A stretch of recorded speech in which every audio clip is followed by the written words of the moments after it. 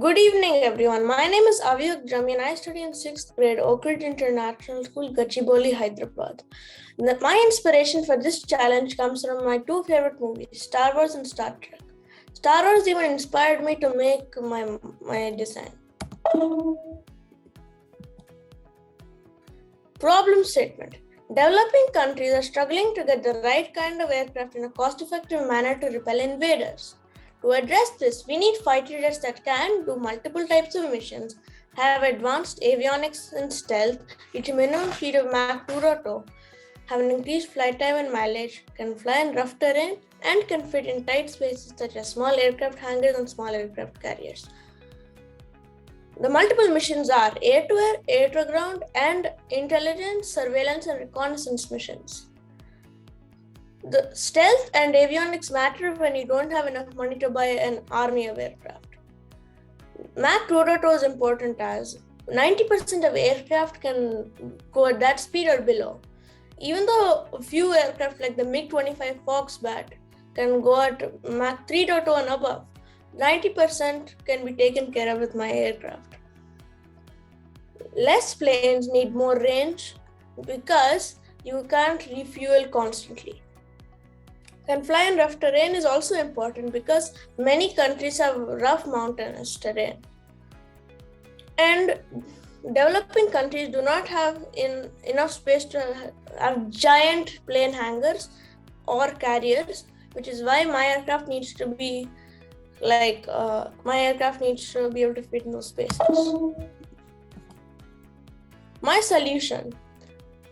My plane supports both missile launchers and explosive machine guns, making it cost effective. It is basically a 2-in-1 plane. It is undetectable by radar, which is painted with iron ball paint. As my plane shape is not good for blocking radar, I am using iron ball paint to absorb the signals. Tilted wings for improved maneuverability and fits in tight spaces. My plane can tilt its wings, making it good for landing and in mountains. The cylindrical design provides improved center of gravity and can act as a pilot escape pod. While barrel rolling, the pilot will feel more comfortable, and if the pilot is in grave danger, the pilot can detach the wings and the plane will deploy the parachute at the correct altitude. It has a Rolls-Royce jet engine that powers a large turbine to support Mach 2.0. Even though I have one turbine, it is a very large one. The materials are silicon carbide, titanium, and steel. Even though titanium is the most expensive of the plane materials, it is the most strong. That is why I use it for the frame of my plane.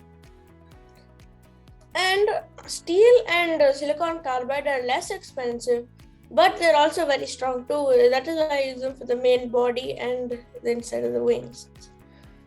And I'm not focusing more on the skin of the plane. I'm focusing more on building up the stability and the strength of my plane by focusing more on longerons, stringers, and bulkheads. Here are a few pictures of my design. The top left is a picture of the cylindrical cockpit with the guns and missile launchers. The bottom left is a picture of the Rolls-Royce jet engine. The center is a picture of two of the wings tilting. The top right is a picture of the entire plane side view. And the bottom right is a back view which also shows the turbine. Marketability. Global defense spend was $2.2 trillion in 2022 alone. This highlights how military spending is becoming more and more important for many countries. 175 countries have a defense budget of less than 15 billion. So I need to make a plane that is more cost effective. 80% of countries have border disputes. My plane excels at border disputes. 177 countries have less than 500 military aircraft, while US alone has more than 5,000 military aircraft. The smaller developing countries should be able to